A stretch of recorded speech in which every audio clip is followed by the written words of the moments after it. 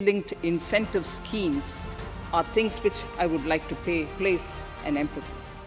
For a $5 trillion economy, our manufacturing sector has to grow in double digits on a sustained basis. Our manufacturing companies need to become an integral part of global supply chains, possess core competence, and cutting-edge technology.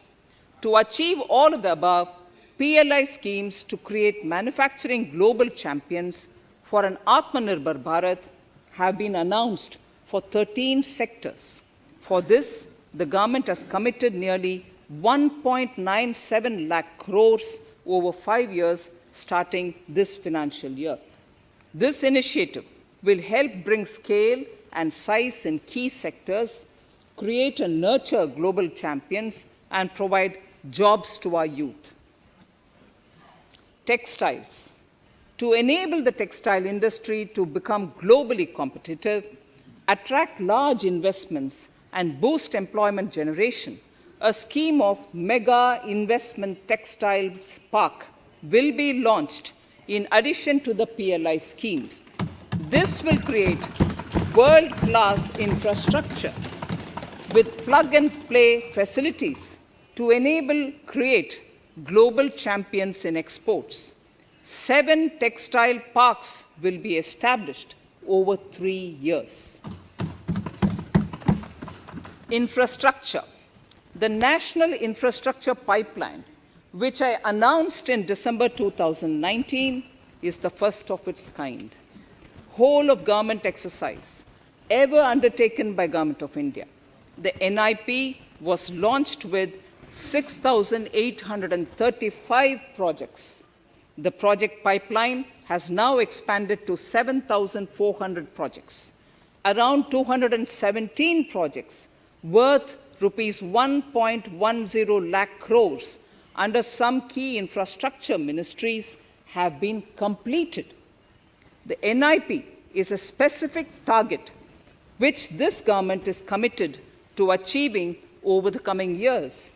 It will require major increase in funding from both the government and the financial sector. In this budget, I propose to take concrete steps to do this in 3 ways. Firstly, by creating the institutional structures. Secondly, by a big thrust on monetizing assets. And thirdly, by enhancing the share of capital expenditure in central and state budgets. Infrastructure needs long-term debt financing. A professionally managed development financial institution is necessary to act as a provider, enabler, and catalyst for infrastructure financing. Accordingly, I shall introduce a bill to set up a development financial institution. I have provided a sum of 20,000 crore rupees to capitalize this institution. The ambition is to have a lending portfolio of at least 5 lakh crores for this DFI within 3 years' time. Debt financing of InvITs and REITs by foreign portfolio investors will be enabled by making suitable amendments in the relevant legislations. This will further ease access of finance to InvITs and REITs, thus augmenting funds for infrastructure and real estate sectors. Asset monetization. Monetizing operating public infrastructure. Monetizing operating public infrastructure assets is a very important financing option for new infrastructure construction.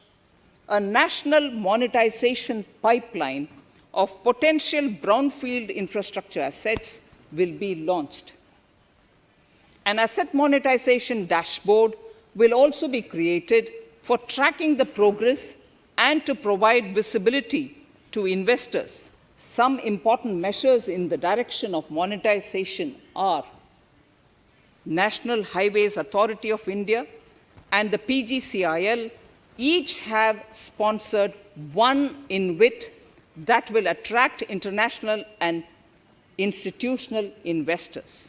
5 operational roads with an estimated enterprise value of 5,000 crores of rupees are being transferred to the NHAI InvIT. Similarly, transmission assets of value 7,000 crores will be transferred to the PGCIL InvIT. Railways will monetize dedicated freight corridor assets for operations and maintenance after commissioning. A next lot of airports will be monetized for operations and management concessions.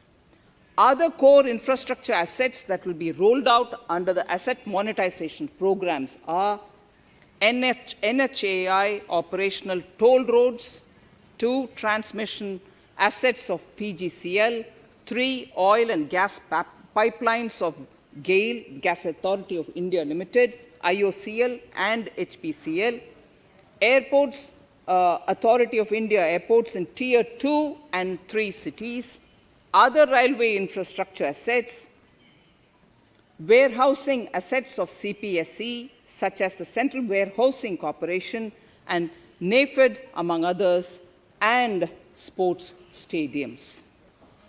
Sharp increase in capital budget. In the BE 2020-21, we had provided for 4.12 lakh crores for capital expenditure.